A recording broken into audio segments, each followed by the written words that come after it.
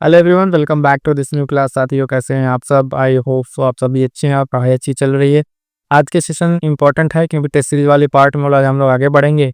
और इसके पहले तक जहाँ तक उन्होंने टेस्ट सीरीज फुल लेंथ जब स्टार्ट किया था, एक दिन में जानते हैं पूरा क्लास रिकॉर्ड करना 2 से 3 घंटे क्लास हो जाती है, तो थोड़ा सा बहुत ज़्यादा क्लास लंबा हो जाता है। ठीक है, तो इसको पार्ट पार्ट में कर रहे हैं। इसके पहले जहाँ तक हम लोगों ने किया था उसके आगे आज क्वेश्चन को हम लोग डिस्कस करेंगे। और उसके पहले वाली जो क्लास है उसका लिंक हम जो डिस्क्रिप्शन में दे दे रहे हैं। जो साथी नए हैं वो क्लास नहीं देखें यानी स्टार्टिंग से क्वेश्चंस का, वो वहाँ से कंप्लीट कर लीजिएगा। और इसके आगे आज हम लोग डिस्कस करेंगे। आइए स्टार्ट करते हैं। और इंपॉर्टेंट चीज़ बता दें, टेलीग्राम से जुड़ना ना भूलिएगा। स्पेशल आर ओ वाले लोग, बहुत सारी चीज़ें टेलीग्राम पे आपके लिए उपलब्ध कराई जा रही हैं, उसको आप रिविजन करते रहेंगे। एग्जाम तक जितने कंटेंट हैं to the point exam orient आपको छांट के दिया जा रहा है। इससे आपकी तैयारी और बेहतर होती चली जाएगी। चलिए स्टार्ट करेंगे आज के सेशन को। अगला प्रश्न है साथियों, ध्यान दीजिएगा। प्रश्न संख्या 44 नंबर कह रहा है, निम्नलिखित युग्मों में कौन एक सही सुमेलित नहीं है? तो नहीं वाले पे ध्यान दीजिएगा। तो एक तरफ दिया हुआ लेब्राडोर की धारा कह रहा है ठंडी धारा है, गिनी की धारा ठंडी धारा, और गल्फ स्ट्रीम की धारा गर्म, या क्यूरोशियो की जो धारा है वो गर्म धारा है। तो बताना आपको इसमें कौन सा सही सुमेलित नहीं है। 3 सही है, इसमें एक कोई गलत है, वो आपको बताना है। तो ध्यान दीजिएगा, इसका जो सही ऑप्शन हो जाएगा ऑप्शन बी। ठीक है, बी सही उत्तर हो जाएगा, यानी बी गलत है। यानी गिनी की धारा जो है ये आपकी ठंडी धारा नहीं, ये कैसी गर्म जल धारा है, ये गर्म है। ठीक है, ये गर्म है। बाकी 3 अगर आप देखिएगा तो लेब्राडोर की ठंडी धारा आप याद रखिएगा, है ना। गल्फ स्ट्रीम ये भी गर्म है, और क्यूरोशियो की धारा ये भी क्या है, एक तरह की आप देखेंगे पर गर्म जल धारा है ना। और ठंडी गिनी की नहीं है, वो भी क्या है, गर्मी है। ये ध्यान रखना है। यहाँ से एक प्रश्न देखिएगा, 2-3 पॉइंट जैसे ज्योग्राफी वाले बता रहे हैं। एक तो आपका ये ओशियन करंट महासागरीय धारा हो गया। उसके बाद से आप एक प्रश्न देखेंगे प्रमुख घास के मैदान। ठीक है, उसके बाद से ज्वालामुखी खूंटे के प्रश्न, उस पर ज्वालामुखी के साथ साथ जो पर्वत है, पठार है ना। ये जो छोटे छोटे टॉपिक ये वर्ल्ड लेवल पे है, मैपिंग पे अगर आप देखें तो वहाँ से आपको एक प्रश्न देखने को मिलता है। तो ये सब छोटे छोटे टॉपिक्स आपको अच्छे से तैयार कर लेना है। ठीक है, आइए आगे बढ़िएगा। देखिए प्रश्न संख्या 45 कह रहा है कि निकिल उत्पादन के लिए प्रसिद्ध जो सडबरी खान है ये कहाँ स्थित है? सडबरी की खान पहले तो जाने किसके लिए फेमस है, तो निकिल के लिए। ठीक है, निकिल के लिए उत्पादन के लिए इसके फेमस है। ऐसे भी प्रश्न पूछ सकता है कि ये खान किससे रिलेटेड है। तो कह रहा है कि ये कोलोराडो के पठार में है, ग्रेट बेसिन पठार है ना, कैनेडियन शील्ड में, या दक्षिणी आल्प्स में। वो बताना है कि ये कहाँ पर स्थित है। इसका जो सही उत्तर हो जाएगा वो होगा ऑप्शन सी, कैनेडियन शील्ड में। तो ये जो सडबरी की खान है कहाँ पर आपको मिलेगी? कैनेडियन शील्ड में मिलेगी। ये देखिएगा उत्तरी अमेरिका का जो है, उत्तरी अमेरिका महाद्वीप का जो है सबसे प्राचीन भूखंड है। ये सबसे प्राचीन भूखंड है ये कैनेडियन शील्ड। यहाँ पे निकिल उत्पादन के लिए जो सडबरी खान है यहीं पे ये स्थित है। तो ये आपको ध्यान में रखना है। और इसके लिए इंपॉर्टेंट रहेगा क्या, कैनेडियन शील्ड जो ये प्राचीन मतलब जो आप देखेंगे नॉर्थ वाला हिस्सा है ना, अमेरिका का कनाडा वाला रीजन, तो वो सबसे पुराना वाला है। तो ये भी आपको ध्यान में रखना है। आगे बढ़ेंगे, देखेंगे अगला प्रश्न संख्या 46 कह रहा पंपाज नामक शीतोष्ण कटिबंधीय घास के मैदान पाए जाते हैं। देखिए किसी घास के मैदान से कहा गया प्रश्न, शीतोष्ण घास के मैदान ओरिनिको के मैदान में, है ना, लाप्लाटा के मैदान, अमेजन, या इनमें से कोई नहीं। इसका सही उत्तर क्या हो जाएगा? प्रश्न संख्या 46 इसका सही उत्तर हो जाएगा ऑप्शन बी, लाप्लाटा के मैदान। ये जो लाप्लाटा का मैदान आपको बता रहा है, ये जो दक्षिण ब्राजील का पठार है, पठार में वहाँ पे ये मैदान जो है परागना पराग्वे के पास, कहाँ पे, पराग्वे के पास जो है ये स्थित है, और इसे लाप्लाटा का मैदान कहते हैं। ये जो है यहाँ पे कौन सी घास है? तो यहाँ पे जगह पंपास नामक घास यहाँ पे पाई जाती है। और ये किस तरह की घास है? तो ये शीतोष्ण घास की मैदान है। ठीक है, यहाँ पे जो है ये समतल है और बहुत उपजाऊ मैदान होता है। तो जिसमें घास के मैदान में ये शीतोष्ण टाइप ही याद रखिएगा। और पंपास आपका कहाँ पे? लाप्लाटा। थोड़ा सा डिटेल में जाके पूछा हुआ है तो आपको ध्यान में रखना है। अगला प्रश्न संख्या 47 कह रहा है निम्नलिखित में से किस माध्यम में प्रकाश की चाल न्यूनतम होगी? प्रकाश की चाल किसमें न्यूनतम होगी ये आपको बताना है।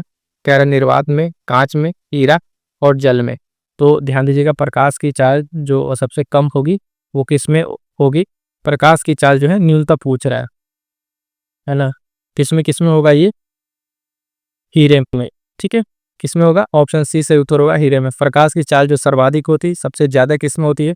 तो निर्वात में होती है। ये पॉइंट आपको ध्यान रखना होगा, है ना। और ये प्रकाश की चाल निर्भर कैसे करती है? तो ध्यान लीजिएगा, ये जो डिफरेंट माध्यम उसके अपवर्तनांक तो ये डिपेंड करता है। ठीक है, जिसका अपवर्तनांक जितना अधिक होता है उस पर प्रकाश चाल उतनी ही कम होती है। ठीक है, तो अपवर्तनांक पे, ये अपवर्तनांक पे डिपेंड करता है प्रकाश की चाल और जो जहाँ पे अगर जितना अधिक होगा उस माध्यम में प्रकाश की चाल उतनी कम होगी। इस हिसाब से यहाँ पर जो दिए गए ऑप्शन है आपका हीरा यहाँ पे सही उत्तर होगा। यहाँ पे सबसे कम होगी और ज़्यादा आपकी निर्वात में होती है। अगला प्रश्न 48 नंबर कह रहा है तापमान जो ताप के निम्नलिखित में से किस पैमाने में ऋणात्मक मान नहीं होता है। यानी ताप का ये कौन सा पैमाना है जिसमें आप देखेंगे नेगेटिव नहीं होगा, तो कह रहा है केल्विन, फ़ारेनहाइट, सेल्सियस या रिमर। प्रश्न संख्या 48 का जो है मान जो आंसर हो जाएगा वो होगा ऑप्शन ए केल्विन। केल्विन का मान अगर आप देखें तो इसका मान जो है निगेटिव में नहीं होता है। बाकी अगर आप फ़ारेनहाइट की बात करें ए भी निगेटिव में आपका होगा, है ना। सेल्सियस ए भी यहाँ पे नेगेटिव में होता है। उसके साथ साथ जो रिमर है इसका भी मान आप निगेटिव में देखने को मिलेगा। लेकिन जब बात करेंगे आप केल्विन की तो केल्विन जो है इसका मान ऋणात्मक नहीं होता है। तो ये सही उत्तर हो जाएगा। ध्यान देखिए काफ़ी इंपॉर्टेंट प्रश्न है ये। अगला पॉइंट है प्रश्न का ये 49 नंबर कह रहा है कि आग पर जो रखी पतीली का जल है किस प्रक्रिया द्वारा गर्म होता है। तो चालन, संवहन, विकिरण या इनमें से कोई नहीं। समझिए क्या कह रहा है कि आग पर जो रखी पतीली है, ठीक है, आग पर जो पतीली रखी हुई है वो किस प्रक्रिया से गर्म होता है ना, वो पतीली। तो बताना है आपको। इसका सही उत्तर क्या हो जाएगा ऑप्शन बी, ये संवहन के कारण। ठीक है, संवहन के कारण होता है। इसमें होता है क्या है, संवहन में आप जानते हैं उष्मा का स्थानांतरण जो है केवल द्रव तथा गैसों में होता है। ठीक है, उष्मा का स्थानांतरण द्रव और गैसों में होता है। तो इसमें जो संवहन की प्रक्रिया है उसमें पदार्थ के जो कण है स्वयं एक दूसरे से स्थानांतरित होकर क्या करते हैं, पदार्थ दूसरे मॉलिक्यूल को गर्म करते हैं। कि किस तरीके से जो आग पर रखी पतीली है उसका जो जल है वो संवहन के कारण क्या होता है, गर्म हो जाता है। तो बी सही उत्तर हो जाएगा।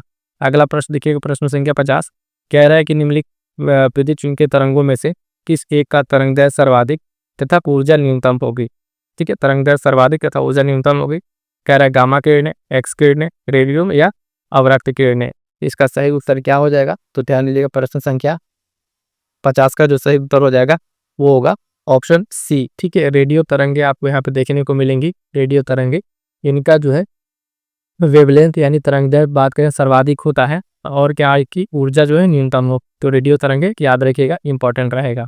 आगे बढ़ेंगे, देखेंगे अगला प्रश्न।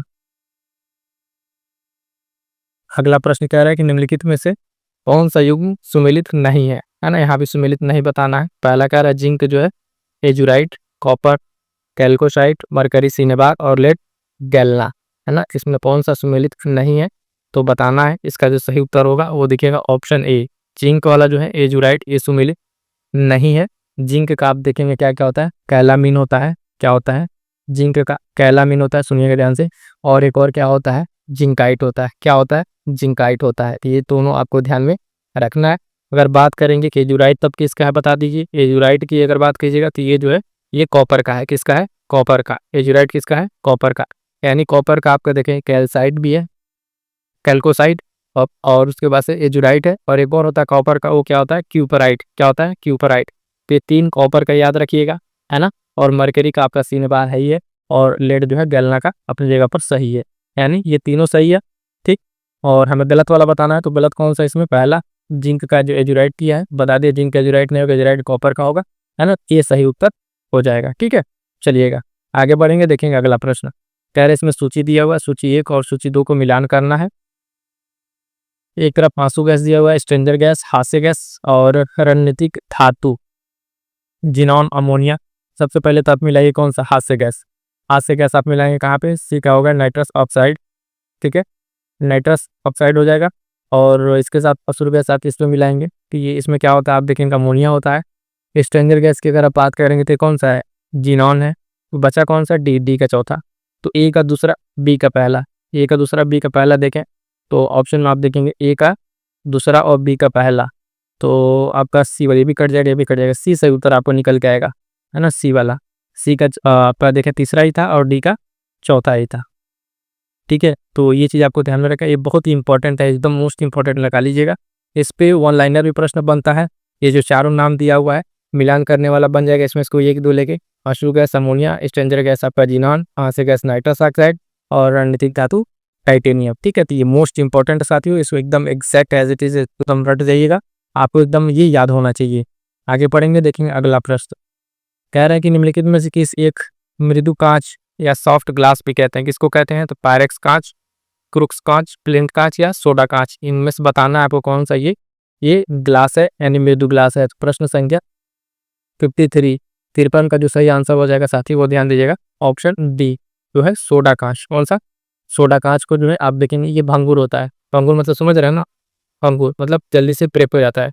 तो ये जो भंगुर होता है इसमें ये मतलब बहुत इजीली ब्रेक हो जाएगा और ये सबसे सस्ता और क्या कहेंगे सर्वनिष्ठ कांच है। सोडा कांच को ही क्या कहते हैं? मृदु कांच या सॉफ्ट कांच कहते हैं। ये वाला सोडा कांच आपका सही उत्तर डी हो जाएगा। आगे बढ़िएगा, देखिएगा अगला प्रश्न। अगला प्रश्न क्या कह रहा है? कथन कारण वाला है, दो कथन दिए हैं, कवि कथन है और कारणदार है। आप जानते हैं इस प्रश्न को कैसे सॉल्व किया जाता है। दोनों पहले कथन कारण पढ़िए।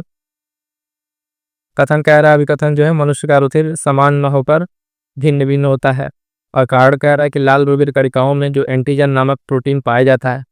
तो क्या ये बात सही है? किसकी वजह से ये सब चीजें होती हैं? प्रश्न संख्या 54 आप देखेंगे एंटीजन कारण है तो इसमें क्या बनेगा? ए में पहले दोनों कथन तो अपनी जगह पर सही दिख रहे हैं, सही है ना? उसके बाद से हमें बताना है ये सही के साथ साथ व्याख्या करेगा कि नहीं। तो ये सही गलत वाला तो कट जाएगा, यही दो में कंफ्यूजन है। आइए देखते हैं। यानी अगर इसको कारण अगर आप देखें इसका तो मनुष्य का रुधिर समान नौ पर भिन्न भिन्न होता है क्योंकि कारण क्या है कि लाल रुधिर कणिकाओं में जो एंटीजन नामक प्रोटीन पाया जाता है। ये बात बिल्कुल सही है। यानी ये क्या कर रहा है, इसका दोनों सही है और आर जो है ये की व्याख्या कर रहा था, यानी ए इसका सही उत्तर हो जाएगा। तो 2 पॉइंट याद रखिएगा इसको फैक्ट के तौर पे, क्योंकि ये जो है कई बार आपसे अलग अलग पूछा है। जो प्रोटीन का नाम है इसमें विशेष प्रकार की जो प्रोटीन होती है, जो एंटीजन में प्रोटीन होती है, इस प्रोटीन का नाम बता दे रहा है वो ध्यान रखिएगा। प्रोटीन का नाम जो ग्लाइको प्रोटीन होता है। क्या नाम होता है? प्रोटीन का नाम वो ग्लाइको प्रोटीन होता है, तो वो नाम याद रखिएगा। इस प्रोटीन का नाम एंटीजन जो बनाता है उसको ध्यान रखिएगा। आगे बढ़ेंगे, देखेंगे अगला प्रश्न। अगला प्रश्न ध्यान दीजिएगा, कह रहा है कि रक्त में हाइड्रोजन आयन सांद्रता का नियंत्रण करता है। रक्त में जो हाइड्रोजन आयन सांद्रता का नियंत्रण करता है कौन? यकृत, अग्नाशय, वृक्क या आंत।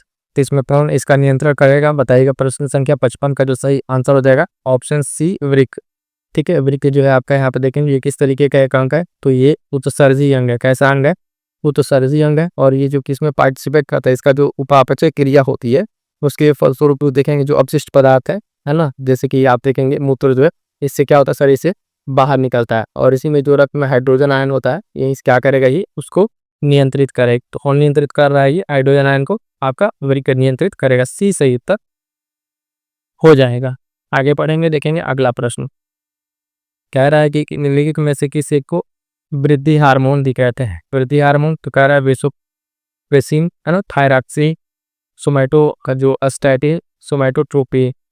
ठीक है, तो इसमें कौन सा इसका सही उत्तर होगा जो वृद्धि हार्मोन के नाम से भी जाना जाता है? तो इसमें आप देखेंगे सोमैटोट्रोपिन जो है ऑप्शन डी, सोमैटोट्रोपिन जो है इसको क्या कहते हैं? वृद्धि हार्मोन कहते हैं, है ना। इसका जो संबंध है किससे है? जो शारीरिक वृद्धि है ना, शारीरिक वृद्धि उससे इसका संबंध होता है, ये ध्यान रखिएगा।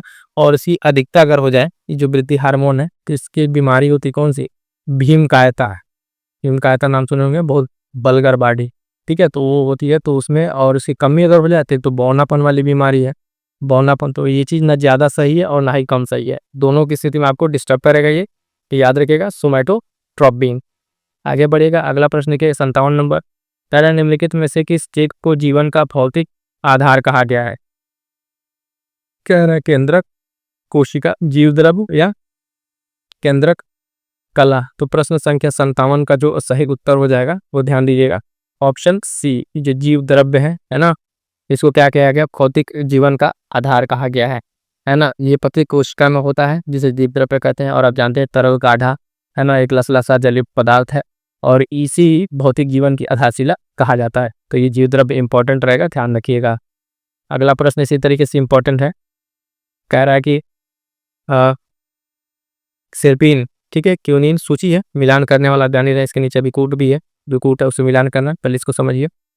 और क्यूनिन, थायनिन, मार्फिन है, 4 दिया हुआ, उसमें किसमें किसके काम आएगा? तो देखिएगा, सबसे पहले अगर आप देखें तो रेसरपिन, देखिए रेसरपिन किसमें काम आता है? तो ये रक्तचाप के लिए काम आता है, के का दूसरा हो जाएगा। क्यूनिन, आप जानते हैं क्यूनिन का उपयोग किसमें होता है? मलेरिया के उपचार में होता है, यानी बी का चौथा हो गया। तो ए का दूसरा और बी के चौथे से आपको कोई ऑप्शन मिल रहा है?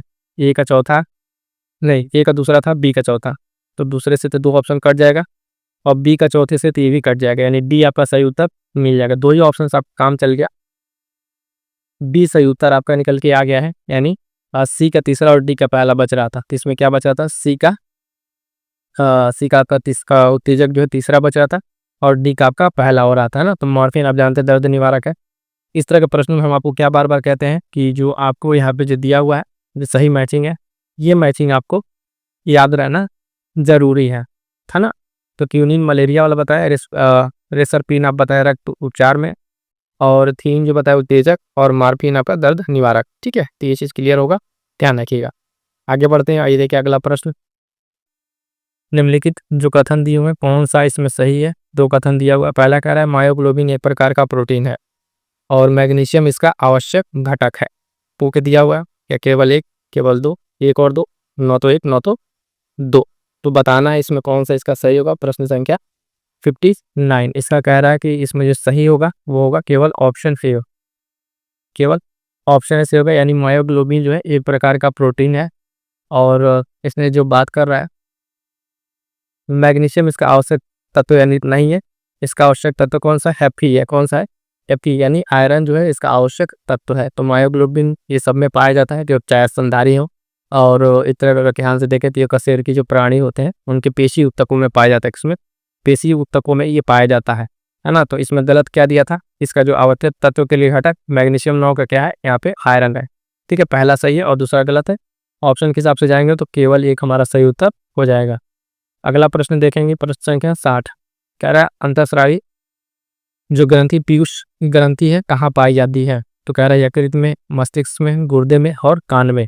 तो कहाँ पाई जाती है, तो बताइएगा। अंतःस्रावी ग्रंथि पीयूष ग्रंथि आपका ये पाई जाती है कहाँ पे, मस्तिष्क में। बी सही उत्तर होगा, सिंपल था, छोटा था ये प्रश्न है। और पीयूष ग्रंथि जो है मस्तिष्क में कहाँ पाया था, तो हाइपोथैलेमस का नाम आपने सुना होगा। हाइपोथैलेमस उसके नीचे, हाइपोथैलेमस के नीचे जो है ये छोटी सी अंतःस्रावी कैसी ग्रंथि है, अंतःस्रावी एक ग्रंथि ग्रुप में पाई जाती है। तो ये भी ध्यान रखिएगा कि अंतःस्रावी ग्रंथि पीयूष ग्रंथि मस्तिष्क में पाई जाती है। ठीक है, आगे बढ़ेंगे, देखेंगे साथियों अगला प्रश्न। अगला प्रश्न ध्यान दीजिएगा, कह रहा है कि निम्नलिखित ऐतिहासिक घटनाओं को कालक्रम के अनुसार व्यवस्थित कीजिए। ठीक है, रामनगर का युद्ध, भैरोवाल संधि, चिलियावाला का युद्ध, मनिहारी का युद्ध। इसमें से कितने युद्ध का नाम आपने सुन रखा है और जब तक इसकी डेट नहीं क्लियर होगी आपको इसका कालक्रम नहीं पता होगा। तो आइए पहले क्या करके इसका हम कालक्रम बताते हैं, कौन किसका कालक्रम है। पहले बात करेंगे अगर यहाँ पे देखिएगा मनिहारी का युद्ध। मनिहारी का युद्ध अगर आप देखें तो ये जो है मनिहारी का, एक सेकंड देखिएगा, हाँ, मनिहारी का युद्ध आपका कब हुआ है कि देखिएगा 1756 ईस्वी में हुआ। कब है, 1756 में हुआ है मनिहारी का युद्ध। सिराजुद्दौला और शौकत के बीच का जंग है ये। उसके बाद से एक है आपका कौन सा, इसके बाद कट जा रहा है 1 मिनट, यहाँ मनिहारी 1756। और इसके बाद से अगर आप देखें तो भैरोवाल संधि देखिए ये 1846 की है सबकी, 1846 की भैरोवाल संधि। रामनगर के युद्ध की अगर हम बात करेंगे, रामनगर का युद्ध तो ये जो है आपका 1848 का है। कब का, 1848 का है, 48। ठीक, और बचा आपका कौन सा, चिलियावाला का युद्ध। तो चिलियावाला का युद्ध की अगर हम बात करेंगे तो ये आपका हो जाएगा 1849। कब, 1849। इसके 4 ही लेट हो गए। अब आप इसको क्रम में सेट करेंगे तो सबसे पहले कौन आएगा, 4 पहले आएगा 56। ठीक है, फिर 46, 48, यानी 4 2 1 आएगा। ठीक है, 4 2 1 यानी ऑप्शन आपका कौन सा इसमें सही बनेगा, 4 2 1 अगर देखें आप तो ये दोनों कट जाएगा, 4 2 1 ऑप्शन सी सही उत्तर बैठेगा। ठीक है, सी सही उत्तर बैठेगा। इसमें आपको बता दें कि युद्ध में सारा क्रम बताना था, डेट आपको याद रहेगा, जब डेट याद रहेगा तभी जाके आपको इसका क्लियर हो पाएगा। तो डेट जो मैंने बताया वो डेट ध्यान रखिएगा, 4 1 2 इसका सही आंसर सी हो जाएगा। अगला प्रश्न है, छोटा सा प्रश्न इंपॉर्टेंट है। 1857 इसकी रचना है। 1857 पे बहुत सारी किताबें लिखी गई हैं, उसमें से किताब का नाम पूछ लिया है, बी.डी. सावरकर की, सर सैयद अहमद खान, एस.एन. सेन की या अशोक मेहता की। ये प्रश्न गलत नहीं होना चाहिए आप सभी का। इसका जो सही उत्तर हो जाएगा ये एस.एन. सेन। ठीक है, एस.एन. सेन की पुस्तक है 1857, सी सही आंसर हो जाएगा। ठीक है, इसमें जो अध्याय 1857 का विद्रोह है उसका विस्तृत वर्णन है और इसमें बाकी अन्य जो राइटर का यहाँ नाम दिया हुआ उनके किताब का नाम अगर हम आप भी बता दें, जैसे बी.डी. सावरकर का, इन्होंने इसको बताया क्या, first war of Indian independence. ठीक है, भारत का स्वतंत्रता संग्राम का प्रथम वार बताया।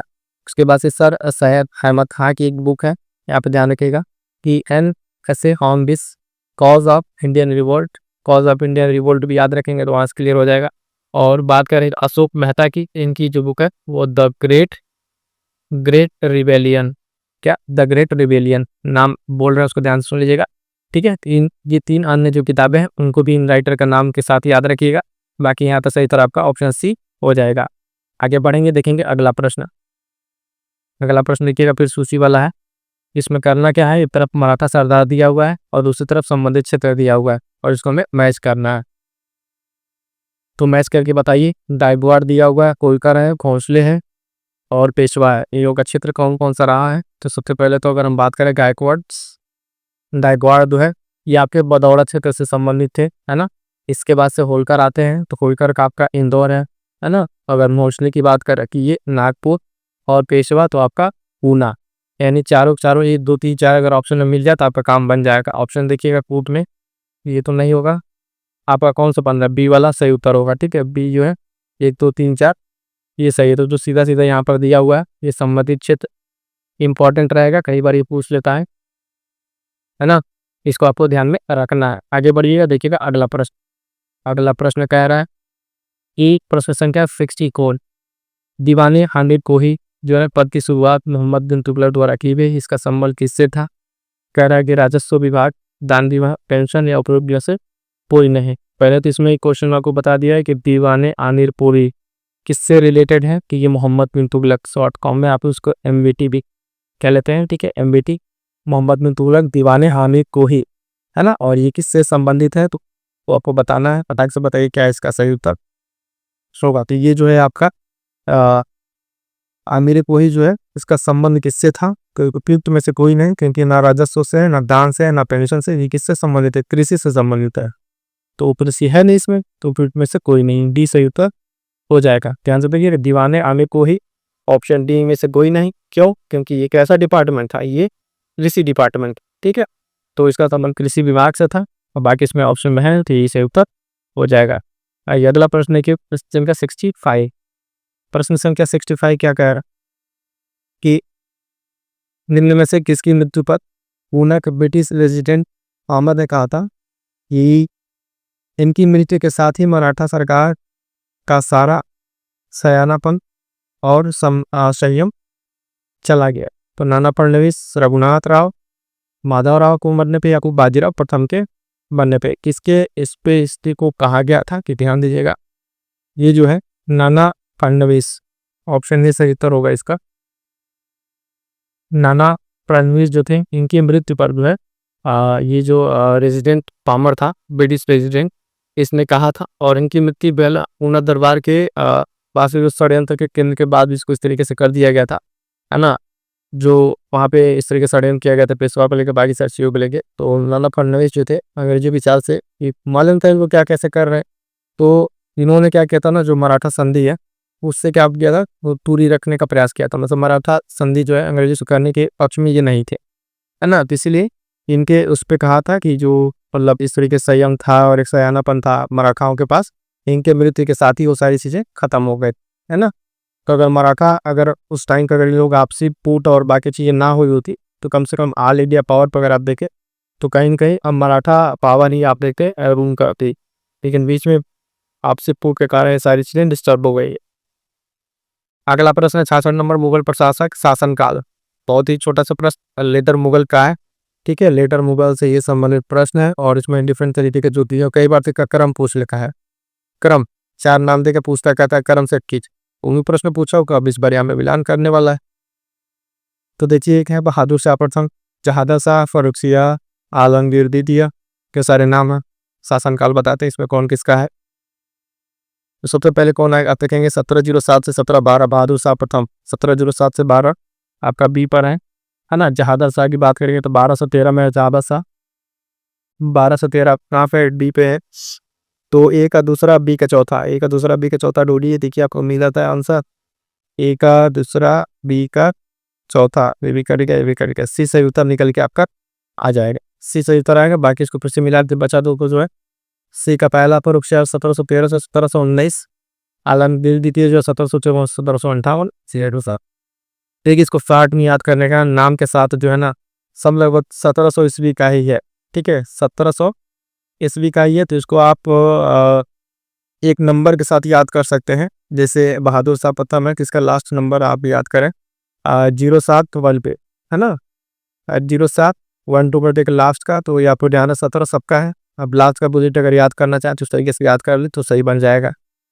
अगला प्रश्न 6 to 7 नंबर, भारतीय इतिहास में राजा बनाने वाले नाम से विख्यात है, तो किंग मेकर्स के नाम से कौन फेमस है? तो सैयद बद्दू ही है।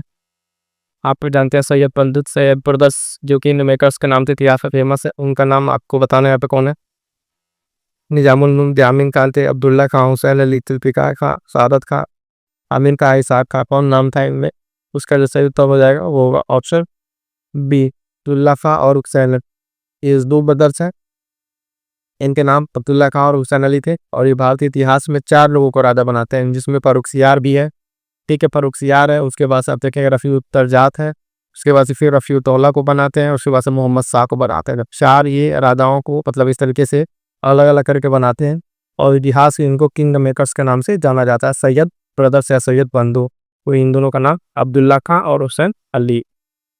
अगला प्रश्न देखिएगा 68 नंबर क्या कह रहा है? तो ये कह रहा है कि सिख राज्य के संदर्भ में निम्नलिखित में से कौन सा सही है? कौन सा से सही है? तो पहला कह रहा है प्रत्येक सूबे का प्रमुख जो है नागिन कहलाता था, इससे केवल सैनिक अधिकार प्राप्त होते थे। और प्रत्येक परगने का प्रमुख जो है कारदार होता था जो राजस्व एकत्रित करता था। दोनों में आपको बताना है कौन सा सही है, केवल एक, केवल दो, एक और दो दोनों, और न तो एक न तो दो। ये सिख राज्य के संदर्भ में ध्यान दीजिएगा, सिख राज्य के संदर्भ में आपको बातें बतानी है। इसका जो सही आंसर हो जाएगा वो देखिएगा, पहला गलत है और दूसरा सही है। हमें सही बताना है केवल 2, यानी सिख राज्य जो है वो पहली बात तो प्रांत में बटा था, किस में बटा था, है ना, और उसमें सूबा प्रांत को सूबा भी कहा था, लेकिन उसका प्रमुख अधिकारी जो है क्या कहलाता था? नाजिब कहलाता था। लेकिन उसको जो अधिकार थे वो केवल सैनिक अधिकार नहीं, सैनिक के साथ साथ बाकी अधिकार भी उसको प्राप्त थे, केवल वाला के इसको अलग कर दिया है। ठीक, तो सूबे सिख में सूबा प्रांत सूबा उसका अधिकारी नाजिब कहलाता था, यहाँ तक सही था। लेकिन यहाँ पे उसको केवल सैनिक अधिकार नहीं था, उसको बाकी असैनिक बाकी जो थे अनेक अलग अधिकार थे वो भी प्राप्त थे।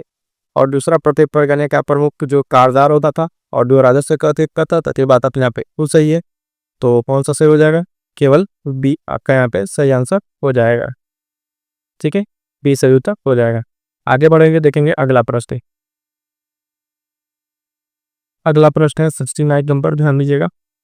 कह रहा है कि प्रसिद्ध फ्रांसीसी पर्यटक जो विक्टर जैमकॉन्ट है, जैगमॉन्ट, वो क्या है? इसकी तुलना नेपोलियन बोनापार्ट से की है। तो ऑप्शन आपके पास कह रहा है अजीत सिंह का, शेर सिंह, रणजीत सिंह या दिलीप सिंह। तो किसने जो है किसकी तुलना की है? तो ध्यान दीजिएगा, इसने तुलना की है रणजीत सिंह की। रणजीत सिंह की तुलना नेपोलियन बोनापार्ट से की है। और ये किसने किया है? तो एक फ्रांसीसी था और इसका नाम था विक्टर जैकमॉन्ट। ठीक है, ये नाम याद रखिएगा।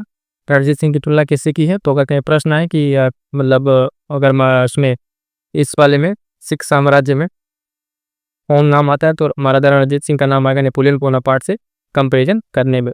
ठीक है, अगला प्रश्न देखेंगे। अगला प्रश्न कह रहा 70 नंबर, कह रहा है कि किसने यूरोपियों की तुलना मधुमक्खी से की है? यदि इन्हें छोड़ा ना जाए, मतलब छेड़ा ना जाए, ठीक है, तो शहद देंगी, और अगर छेड़ दिया जाए तो काट काट कर मार डालेंगी। तो सिराजुद्दौला, अलीवर्दी खां, सरफराज या मोर्शिद कुली खां। तो ये स्टेटमेंट बाकायदा कहा गया था अंग्रेजों के बारे में, है ना। ये जो यूरोपियन हैं किस तरह के मधुमक्खी की तरह, अगर उन्हें छोड़ देंगे चुपचाप तो अपना काम करें तब तो ठीक है, लेकिन डिस्टर्ब कीजिएगा तो काट काट के मार डालेंगे। ये जो कहा था, ये बंगाल का नवाब था उस टाइम, कौन? अलीवर्दी खां। ठीक है, अलीवर्दी खान ने ये स्टेटमेंट दिया था, तो ये ध्यान रखना है। और ये कब था अलीवर्दी खां? तो देखिएगा ये 1740 में, अगर आप ध्यान देंगे 1740 में क्या था, ये बंगाल का नवाब था। और इससे के संबंध जबकि अंग्रेजों से अच्छे थे, लेकिन फिर भी इसने ये स्टेटमेंट दिया था। ठीक है, तो ध्यान रखिएगा अलीवर्दी खां, ये भी सही उत्तर हो जाएगा। अगला प्रश्न ध्यान दीजिएगा, कह रहा है कि मुगल भू राजस्व व्यवस्था के बारे में कौन सा से कथा सही है ना। तो कह रहा है कि राज्य के लिए कृषि उत्पाद का 1/3 राजस्व निर्धारित था। दूसरा कह रहा है कि जो 10 व्यवस्था है औसत उपज तथा औसत कीमतों पर आधारित थी। कि 2 बातें बताई गई हैं मुगल राजस्व के बारे में और बताना इसमें से कौन सा सही है। ऑप्शन आपके पास वही है कि केवल एक, केवल दो, है ना, एक और दो दोनों, और ऑप्शन डी नो तो एक नो तो दो। ध्यान दीजिएगा यहाँ पे जो मुगल के बारे में जो बातें कही गई है, ऑप्शन एक भी सही है, ऑप्शन दो भी सही हो, तो आपका सही उत्तर क्या हो जाएगा, ऑप्शन सी यहाँ पर सही उत्तर हो जाएगा। यानी मुगल का जो भू राजस्व व्यवस्था है उसमें अगर आप देखें तो राज्य के लिए जो कृषि उत्पाद है ना, उसका 1/3 राजस्व निर्धारित करता था। ठीक है, तहसाला व्यवस्था में जो औसत उपज और औसत कीमतें इन दोनों पर आधारित था।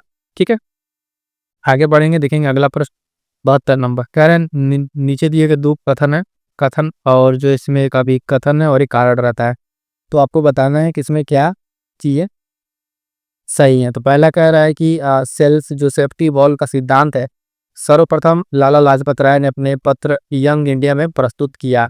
सेफ्टी वॉल का सिद्धांत क्या कह रहा है कि किसने प्रस्तुत किया, तो लाला लाजपत राय ने। दूसरा कारण बता रहा है कि इस अवधारणा के अंतर्गत यह प्रतिपादित किया गया कि कांग्रेस जो है ब्रिटिश वायसराय के प्रोत्साहन पर ब्रिटिश हितों के लिए स्थापित एक संस्था है जो भारतीयों का प्रतिनिधित्व नहीं करती है।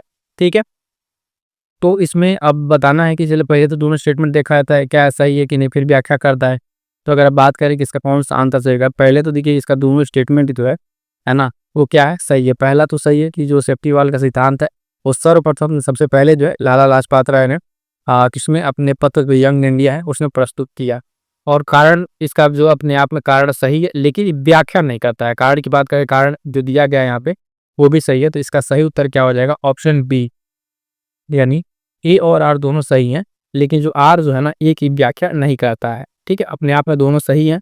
इसमें पॉइंट याद रखिएगा कि यंग पत्रिका जो यंग इंडिया वाला ही है ना, ये पत्र ये लाला लाजपत राय से संबंधित है। ये भी एक पॉइंट छोटा सा आपको ध्यान में रखना है। दोनों अपने आप में सही था लेकिन व्याख्या नहीं कर रहा, तो बी वाला सही उत्तर हो जाएगा। आगे बढ़िएगा, देखिएगा अगला प्रश्न, प्रश्न संख्या 73 के बारे में क्या, भारतीय राष्ट्रीय कांग्रेस के निम्नलिखित अधिवेशनों में किसकी अध्यक्षता रास बिहारी बोस ने की थी। तो ध्यान दीजिएगा, इसमें इस तरह के प्रश्न पूछे जाते हैं। कांग्रेस के जितने अधिवेशन हैं तो उन सारे अधिवेशनों में जो जो इम्पोर्टेंट है, जिसमें कुछ ना कुछ स्पेशल घटनाएं घटी हैं। ठीक है, जैसे जब कब जनगण मन गाया गया, पूर्ण स्वराज की मांग, फंडामेंटल राइट की मांग, इस तरह के जो पॉइंट्स हैं उसको आपको ध्यान रखना है कि उस समय अधिवेशन में अध्यक्षता किसने की थी। उसी तरीके का ये प्रश्न है, इसमें कह रहा है कि किसने रास बिहारी बोस ने कब की थी, तो कह रहा है मद्रास अधिवेशन, लाहौर, या ए और बी दोनों, या उपरोक्त में से कोई नहीं। प्रश्न संख्या 73 का जो सही उत्तर हो जाएगा वो ध्यान दीजिएगा, ऑप्शन ए मद्रास अधिवेशन 1908 का। ये जो अधिवेशन है इसमें आप देखेंगे रास बिहारी बोस ने इसकी अध्यक्षता की थी और ये कब 1908 में ये हुआ था। तो ये वाला सही उत्तर हो जाएगा। आगे बढ़ेंगे, देखेंगे अगला प्रश्न। अगला प्रश्न का 74 नंबर, निम्नलिखित में से कौन सा कथा ईश्वर चंद्र विद्यासागर के विषय में असत्य है। ध्यान से समझिएगा, असत्य पूछ रहा है तो बताना इसमें है। पहला कह रहा है कि उन्होंने बांग्ला वर्णमाला लिखी, वे संस्कृत के अध्ययन पर ब्राह्मण जाति के एकाधिकार के विरोधी थे। ठीक है, दूसरा स्टेटमेंट कह रहा है कि उन्होंने संस्कृत कॉलेज में पाश्चात्य जो चिंतन का अध्ययन प्रारंभ किया और परमहंस मंडली के संस्थापक सदस्यों में से एक थे। ठीक है, ये चार बातें बताई गई हैं, तो ध्यान दीजिएगा इसमें जो बताया जा रहा है कि कौन सा गलत है। तो देखिए पहला भी सही है, दूसरा सही है, बी सी भी सही है, गलत जो है इसमें डी है ना, यानी परमहंस मंडली के संस्थापक सदस्यों में इनका नाम नहीं आता है, ईश्वरचंद्र विद्यासागर का नाम नहीं आता है। अगर आप बात करें तो परमहंस मंडली की स्थापना जो है ये बम्बई में होती है। कहाँ पे, बम्बई में। इसमें जो है आत्माराम जो पांडुरंग है उन्होंने बालकृष्ण जयकर और दादोबा पांडुरंग के साथ मिलके इसकी परमहंस मंडली की स्थापना की थी। तो इसमें इनका नाम नहीं आता है। तो पूछा था कौन सा गलत है, तो डी वाला गलत है ना, यही सही उत्तर हो जाएगा। बाकी तीन इनके बारे में सही है। आगे बढ़ेंगे, देखेंगे अगला प्रश्न। कह रहे निम्नलिखित युगों में से कौन एक सही सुमेलित नहीं है। एक तरफ स्तूप दिया हुआ है, एक तरफ खोजकर्ता दिया हुआ है। सांची का स्तूप कह रहा है कि जनरल टायलर, नागार्जुन जो स्तूप है लॉन्ग्स हर्ट, भरूच स्तूप जनरल कनिंगम, और अमरावती स्तूप एडवर्ड बेकर, है ना। तो इसमें ध्यान दीजिएगा कौन सा आपका सही नहीं है यानी गलत है। तो इसमें जो सही तब हो जाएगा इसका ये ऑप्शन डी वाला आपका यहाँ पर ये सही उत्तर होगा। और सही होने का मतलब है कि ये गलत दिया हुआ है। तो अमरावती स्तूप जो है इसकी खोज किसके द्वारा की गई थी, तो इसकी खोज की गई थी कर्नल मैकेंजी के द्वारा। ठीक है, कर्नल मैकेंजी के द्वारा इसका खोज की गई थी, यानी एडवर्ड बेकर इसके खोजकर्ता नहीं है। तो ये वाला घट जाएगा। अमरावती स्तूप ध्यान देंगे किसका, कि कर्नल मैकेंजी। ठीक है, और ये जो है कृष्णा नदी के तट पर स्थित है ना। बाकी जो है आप देखेंगे ये तीन अपने आप में सही है, ये तीनों स्तूप की क्या है, ये सही है। हमारा सही उत्तर प्रश्न के अनुसार क्या हो जाएगा, ऑप्शन डी सही उत्तर हो जाएगा। आगे बढ़ेंगे, देखेंगे अगला प्रश्न। कह रहा है कि शिवाजी के अष्टप्रधान परिषद के संदर्भ में सूची दिया हुआ है, एक तरफ मंत्री एक तरफ संबंधित। तो बताना है कौन किससे संबंधित है, और इसका जो कूट है, कूट को लेकर हमें बताना है। सबसे पहले देखिए कि इसमें क्या क्या दिया हुआ है। चिटमिस दिया है ना, वाक्यान्विस दिया है, दबीर और मजमुआदार, इतने सारी चीज़ें दी हुई हैं, और अलग अलग मंत्रालय या मंत्री उससे संबंधित दिया हुआ है। तो जानिएगा कि चिटनिस का जो संबंध है वो सबसे पहले है ये किससे होता है, कि ये पत्राचार विभाग से संबंध है, यानी ए का चौथा। ठीक है, ए का चौथा आपका हो जाएगा। उसके बाद से वाक्यान्विस जो है ये क्या है, ये संबंध है इसका सूचना विभाग से, यानी ये तीसरा हो जाएगा। बी का तीसरा, बी का तीसरा आपका हो जाएगा।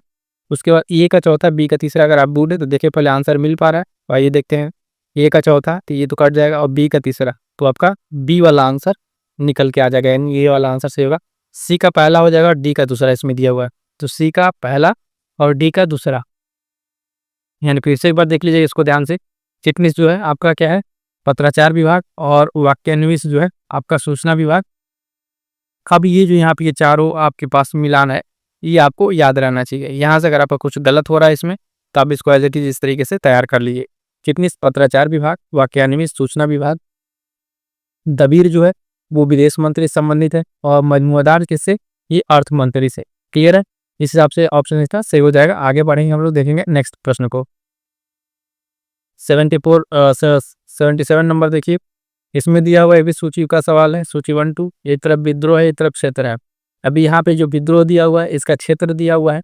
कई बार जो है ये जो विद्रोह है, विद्रोह से संबंधित क्या पूछ लेता है, ईयर पूछ लेता है, वर्ष पूछ लेता है, वो भी आपको ध्यान में रखना है। तो देखिएगा कौन कौन सा विद्रोह है। सबसे पहले है यहाँ पे गडकरी विद्रोह, खासी विद्रोह, रंपा और मोपला। तो आप जानते हैं कि अगर बात करेंगे मोपला, तो आप कहाँ पे है, ये केरल में हुआ था, है ना। और ये आपका कौन सा एक है, रंपा विद्रोह, तो रंपा कहाँ पे, ये आंध्र प्रदेश का है।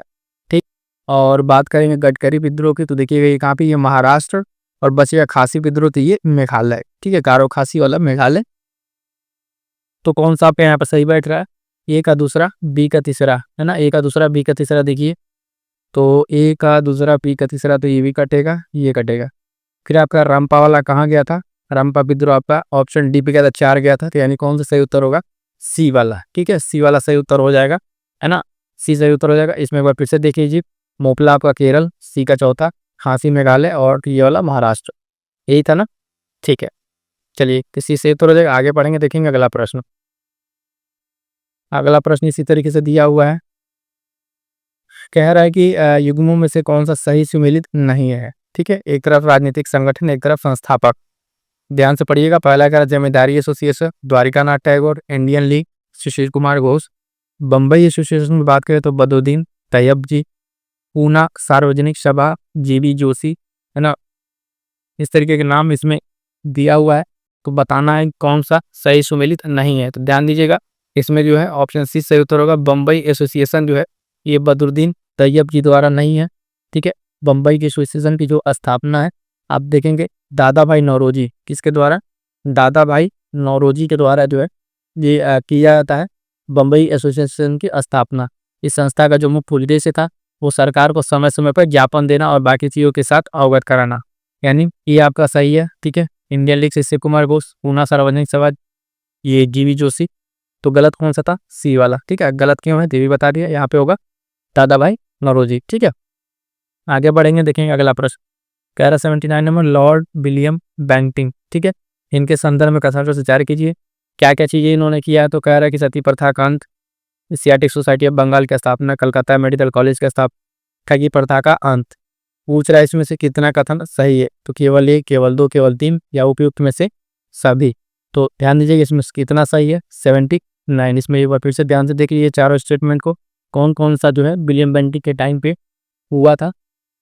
ये अगर आप देखें, है ना, तो इसका सही उत्तर क्या हो जाएगा, ऑप्शन सी, यानी 3 इसमें सही है, केवल 3। अब 3 कौन सा सही है अब आपको बता देते हैं। केवल 3 इस तरीके तो पूरा होगा नहीं, तो देखिएगा इसमें सती प्रथा, कंद विलियम बेटिंग, है ना, और कलकत्ता मेडिकल कॉलेज और ठंडी प्रथा। एशियाटिक सोसाइटी ऑफ बंगाल की स्थापना जो है ना, ये 1784 में, ठीक है, 1784 में होता है विलियम जोन्स के द्वारा। किसके द्वारा? नाम याद रखिएगा, विलियम जोन्स। ये कई बार पूछा जा चुका है ना, तो ये पॉइंट आपको ध्यान में रखना। तो ये वाला आपका नहीं था इसमें, तो वैसा नहीं था कि 2 से एलिमिनेट होता, पेयर वाला यहाँ पे प्रश्न था कि केवल 3 यहाँ पर सही उत्तर हो जाएगा। ठीक है, आगे बढ़े, चलिए देखते हैं अगला प्रश्न। प्रश्न संख्या 80 नंबर, 80 नंबर प्रश्न क्या कह रहा है? तो सूची 1 और सूची 2 दिया हुआ, एक तरफ समाचार पत्रिकाएं हैं और दूसरी तरफ प्रकाशक संपादक है। प्रकाशक संपादक दिया हुआ है ना। तो पहला देखिए कह रहा है उदंड मार्तंड, ठीक है, हिंदी प्रदीप, चिंकला और हरिजन, इतना दिया हुआ है और एक तरफ नाम दिया हुआ है। तो सबसे पहले जानिए कि इससे कौन किसके संस्थापक है। तो बात करेंगे अगर हम साथियों इसके, उदंत मार्तंड, ठीक है, उदंत मार्तंड जो है ये जुगल किशोर, कहाँ पर है? आपका 3 पर मिलेगा जुगल किशोर। हिंदी प्रदीप की अगर बात करेंगे तो ये बालकृष्ण भट्ट, आप हिंदी में भी कई बार पढ़े होंगे हाई स्कूल इंटर में। इनकलाब की अगर बात करेंगे तो ये खालिद अंसारी और हरिजन तो महात्मा गांधी। डी का चौथा चाहिए और ए का तीसरा चाहिए। ठीक है, आइए देखते हैं ऑप्शन में, कूट में देखिएगा। तो डी का चौथा तो सब में दिया हुआ है, कोई एलिमिनेट नहीं होगा। के का जो है हमने क्या देखा था, तीसरा, उससे एलिमिनेट हो जाएगा, यानी आपका जो है सही उत्तर क्या मिल जाएगा? आपका बी वाला जो सही उत्तर मिल जाएगा। बी जो है सही उत्तर यहाँ पे मिल गया है, ये ध्यान रखिएगा। ठीक, एक सेकेंड, ठीक है, तो कौन सा बी वाला सही उत्तर है। और इसमें ध्यान रखिएगा इसमें कौन कौन संपादक क्या है। तो गूगल किशोर बता दिया आपको, प्रदीप बालकृष्ण भट्ट, इनकलाब खालिद अंसारी, हरिजन महात्मा गांधी। इंपॉर्टेंट है, इसमें से कहीं भी आपसे कोई एक भी पूछ सकता है, या अगली बार जो पेयर बने तो उसमें कोई और मिल जाए। किस तरीके से प्रैक्टिस करेंगे तो आपको चीज़ें अच्छी से तैयार रहेंगे। आगे बढ़िएगा, देखिएगा अगला प्रश्न क्या कह रहा है। कथन कारण वाला, अभिकथन और कारण। तो कह रहा है कि उत्तर प्रदेश भारत में आलू का सबसे बड़ा उत्पादक राज्य है। ठीक है, तो बात हमने आपको बता रखी है, कई बार बताया है। और फिर क्या पूछ रहा है? कह रहा है कारण कि उत्तर प्रदेश का आलू उत्पादन हरित क्रांति के कारण बढ़ा है।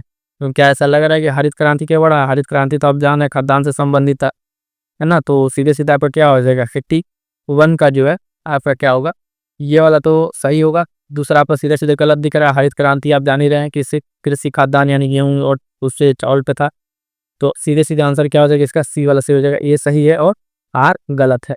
क्लियर ना, इसमें कोई चीज़ डाउट नहीं होना चाहिए।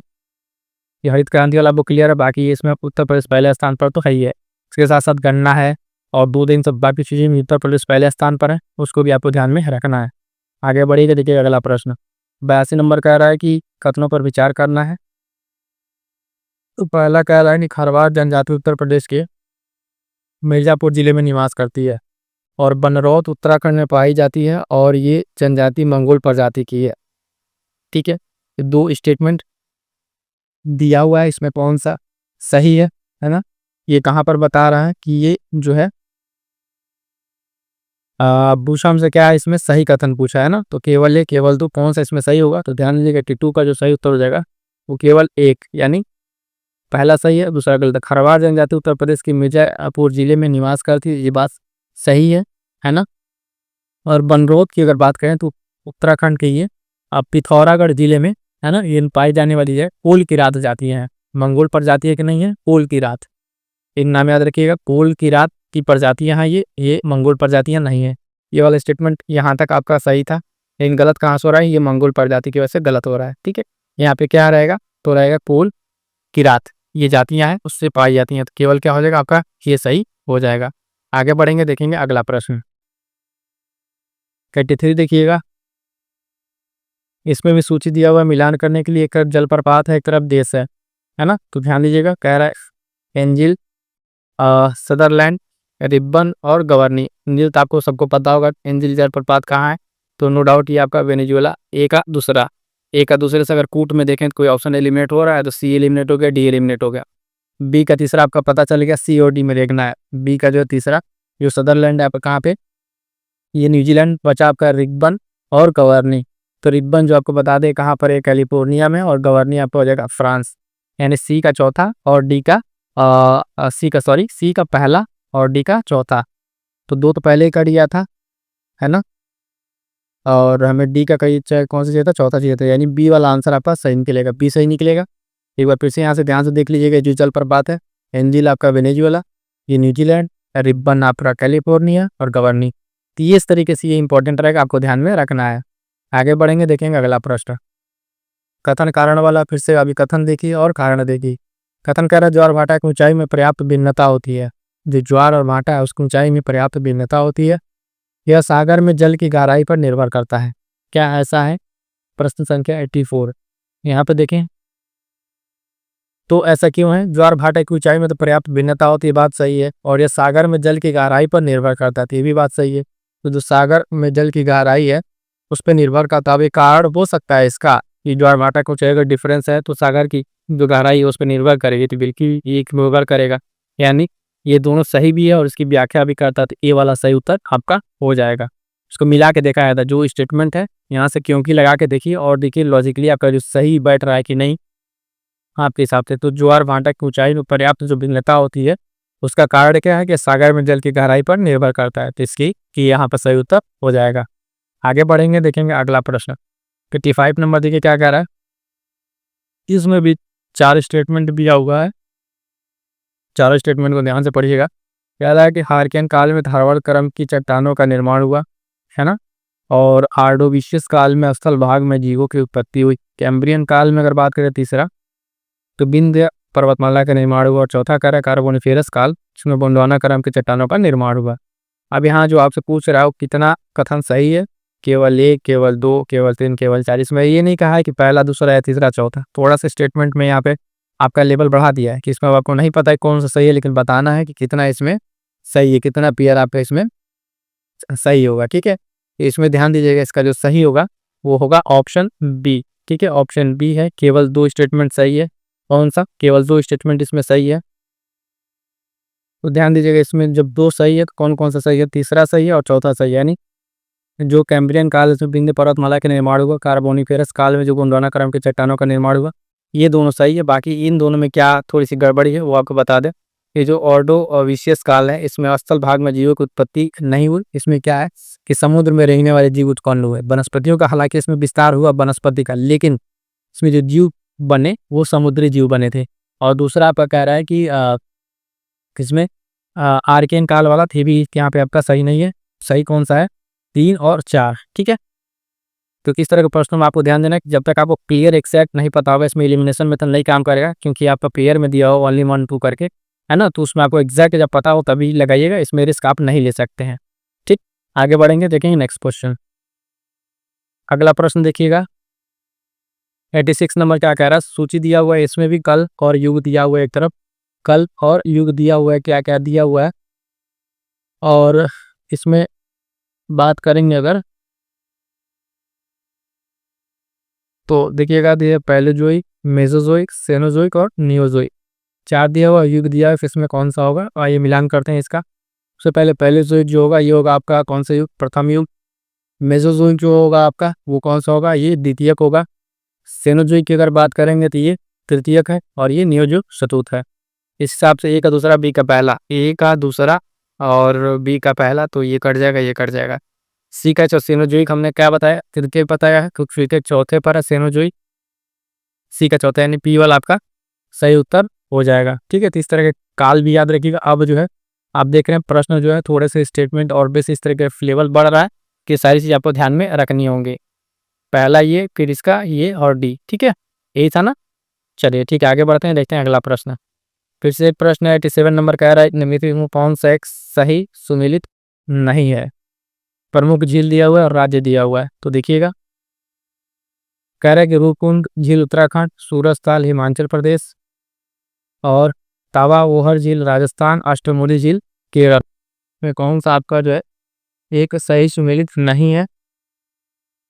ध्यान दीजिएगा, इसमें एक झील है आपका तवा ओहर झील की, आपका राजस्थान में ना होकर कहाँ पर है? एमपी में है। कहाँ पर? मध्य प्रदेश में है। और ये मध्य प्रदेश के होशंगाबाद जिले में नर्मदा नदी पर, ठीक है, बांध बनाए पर हिल निर्मित की गई है। बाकी 3 इसमें अपने आप में सही है, यानी पहला सही है, दूसरा सही है और ये अष्टमुदी वाला सही है। तो गलत कौन सा था? ऑप्शन सी तपोवर झील बता दिए कहाँ पे, एमपी में। ठीक, आगे बढ़ेंगे, देखेंगे अगला प्रश्न। अगला प्रश्न क्या रहा, ध्यान दीजिएगा। कथन कारण वाला दिया, अभिकथन और कारण। पहला कथन कह रहा है कि यदि कोई जलयान अंतर्राष्ट्रीय तिथि रेखा को पार कर पश्चिम दिशा में यात्रा करता है तो एक दिन हटा दिया जाता है। ठीक है। और दूसरा कह रहा है कि अंतर्राष्ट्रीय तिथि रेखा से पूर्व और पश्चिम में एक दिन का अंतर पाया जाता है। ध्यान दीजिएगा, इसमें जो पहला स्टेटमेंट है या पहला ही स्टेटमेंट आपका गलत है, क्योंकि जब ये कोई अंतर्राष्ट्रीय तिथि रेखा को पार करता है, पश्चिम में यात्रा करता है, तो एक दिन घटाया नहीं जाता, एक दिन इसमें जोड़ दिया जाता है। पहला तो गलत हो गया, और दूसरा अपने आप में सही है। अंतर्राष्ट्रीय रेखा जो अंतर पाया जाता है तो आर सही है। ये गलत और आर सही वाला ऑप्शन दे दिए, ये सही और आर गलत, तो सी वाला आपका सही उत्तर हो जाएगा। यहाँ पर सी वाला पता चल गया ना गलत क्यों है। गलत, इसमें दिन घटाया नहीं जाता, इसमें दिन जोड़ा जाता है। जब आगे बढ़ेगा दिन जोड़ा जाएगा। आगे बढ़े, देखेंगे अगला प्रश्न। देखिए अगला प्रश्न 89 नंबर का है। इसमें सूची की तरफ जो डिसकंटिन्यूटी दी हुई, असंगतता और संक्रमण क्षेत्र यानी मिलान का जो डिफरेंट तरीके की ये चीज़ें हैं, आप देखेंगे जब पृथ्वी के अंदर जाते हैं, है ना, उसमें जो डिफरेंट तरीके लेयर लेयर पे जो मिलता है असमतता, तो उसको यहाँ पे बताना है। सबसे पहला कह रहा है कि इसमें कॉनराड है, रेपिटी है, गुटेनबर्ग है और मोहवोरिक है। तो ध्यान दीजिएगा, पहला जो कह रहा है कॉनराड है, इसमें अगर इसके बात करेंगे तो ये ऊपरी और निचले क्रस्ट के मध्य का है। ऊपरी और निचले क्रस्ट का मध्य का दूसरा होगा। रेपिटी की अगर हम बात करेंगे तो बाह्य और आंतरिक मेंटल के ये अंतर का है, तो ये तीसरा हो जाएगा। गुटेनबर्ग कहाँ पे, मेंटल और पोर के मध्य, तो ये आपका पहला हो जाएगा। और डी मोहवोरिक क्रस्ट और मेंटल के मध्य आपका हो जाएगा। ए का दूसरा, बी का तीसरा, ए का दूसरा, बी का तीसरा, तो बी का तीसरा, ए का दूसरा, बी का तीसरा, और डी का आपका चौथा था, तो बी वाला सही उत्तर हो जाएगा। ठीक है, ये चारों में चार आप इससे मिला लीजिए। और ये बहुत इंपॉर्टेंट है, इसको मोस्ट इंपॉर्टेंट लगाइएगा। कई बार ये अपने आप में अलग अलग टाइम पे ये पूछा हुआ है, कई बार 2 देके, कई बार 3 देके, या फिर पूछ लेगा ऐसे देखे निम्नलिखित में कौन सही सुमेलित नहीं है ना, तो ऐसे ही पूछ लेता है। लेकिन यहाँ पे कौन किसका है, आपका ये इसका था, है ना। रेपिटी आपका क्या था, बाह्य और आंतरिक मेंटल के बारे में था। गुटेनबर्ग आपका पहला था, ये चौथा था। इसे आपको ध्यान में रखना है। आगे बढ़िएगा, देखेंगे अगला प्रश्न। फिर से चीला जनजाति और देरिया मिलान वाला। तो सोचिए, एक तरफ जनजाति, दूसरी तरफ जिला दिया हुआ है। तो आइए देखते हैं। पहला कह रहा है कि सहारिया, थारू, चेरो, खरवार और जिला दिया हुआ है कि मिलाइए। आप देखेंगे अगर सहारिया की बात करेंगे तो सहारिया आपका कहाँ पर है, ये एक इंपॉर्टेंट है, ये आपका पड़ता है ललितपुर जनजाति। थारू अगर देखिएगा तो थारू आपका पड़ेगा गोरखपुर, चेरो बनारस में, और खरवार आपका देवरिया में। तो इस हिसाब से अगर आप देखें तो ए का तीसरा, बी का पहला, ए का तीसरा, बी का पहला, ए का तीसरा, बी का पहला अगर मिलाएंगे तो बी वाला सही उत्तर हो जाएगा। ठीक है, बी सही उत्तर हो जाएगा। और ये आपका देखें अगर तो यूपी स्पेशल का प्रश्न, आप ध्यान 10 से 12 15 प्रश्न तक यूपी स्पेशल पूछा हुआ है।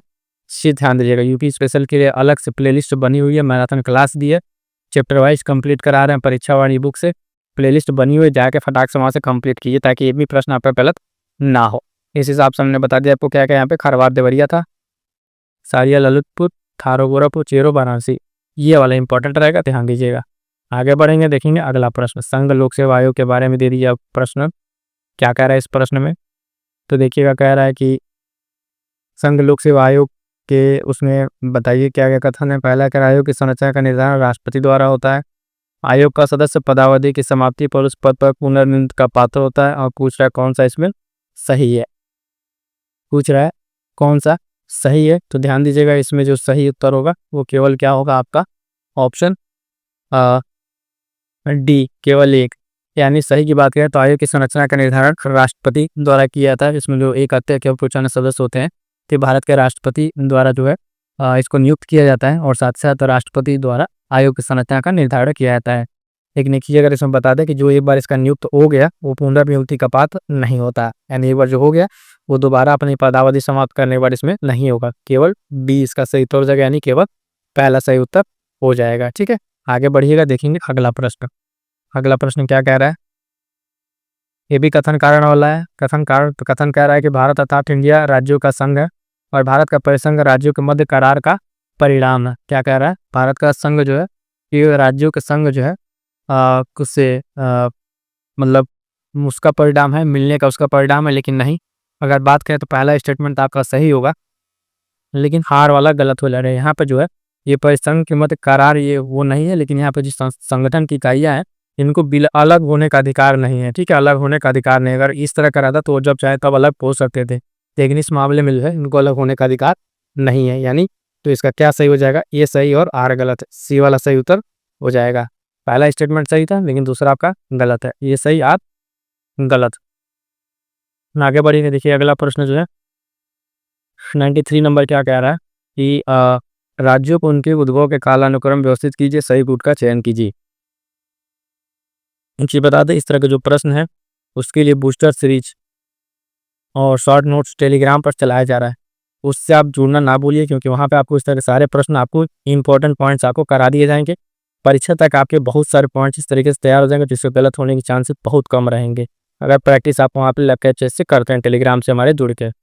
आइए देखिए इसमें कौन कौन सा है। झारखंड है, अरुणाचल प्रदेश, केरल, नागालैंड और हरियाणा। सबसे पहले कौन सा आएगा, इसमें देखिए आएगा आपका कौन सा, केरल। ठीक है, केरल, क्योंकि आपका केरल की अगर बात करें तो ये 1956 में ही है, 56 में 3 सबसे पहले ढूंढी है तो 2 तो बढ़ जाएगा। केरल के बाद अगर बात करें तो नागालैंड 1962 नागालैंड का। उसके बाद से नागालैंड के बाद अगर आप देखें तो हरियाणा 1966। ठीक है, और हरियाणा हो गया और झारखंड आपका सबसे लास्ट में आएगा, एक सबसे लास्ट में दोनों में। उसके बाद अरुणाचल प्रदेश कर लीजिए तो क्या सही होगा, 3। और 3 के बाद से आपका कौन सा आएगा, 4। 3 के बाद से 4, यानी कौन सा आपका आंसर सही होगा, ये वाला देखें, सी वाला। ठीक है, सी वाला आपका सही उत्तर हो जाएगा। फिर से एक बार सुन लीजिएगा, केरल जो है 56 का है, 1956 का। नागालैंड 62, ये 66। और ये अरुणाचल प्रदेश उसके बाद से आपका है 86 और ये सन 2000। क्लियर है, तो आगे बढ़ेंगे। अगला प्रश्न, राज्य दिया हुआ है, राज्यसभा की सीटें दिया हुआ है, इस तरह का प्रश्न भी आजकल पूछे जा रहे हैं। ध्यान दीजिएगा, सबसे पहले बात करेंगे आंध्र प्रदेश, तो आंध्र प्रदेश में आपकी 11 सीटें हैं, तो आपका चौथा। उड़ीसा में अगर बात करेंगे तो कितनी सीटें हैं, तो 10 सीटें हैं। महाराष्ट्र अगर देखिएगा तो 19 सीटें, और तमिलनाडु आपका 18 सीटें। किस तरीके से हो जाएगा, ए का चौथा बी का पहला, ए का चौथा बी का पहला अगर आप देखिएगा तो बी से ही आपका मिल जाएगा, है ना। बी से आपका बी पर मिल जाएगा, बी का पहला जैसे आप लिखेंगे तो सही उत्तर आपका मिल जाएगा। इस चीज़ ध्यान रखिएगा। इसमें जो इस तरह के प्रश्न जनरली तभी पूछे जाते हैं जब ये करंट अफेयर में यहाँ आपको रिसेंटली चुनाव हुआ हो या फिर कोई इस तरह का राज्य सुर्खियों में रहे, तब जाके ये प्रश्न पूछा जाता है।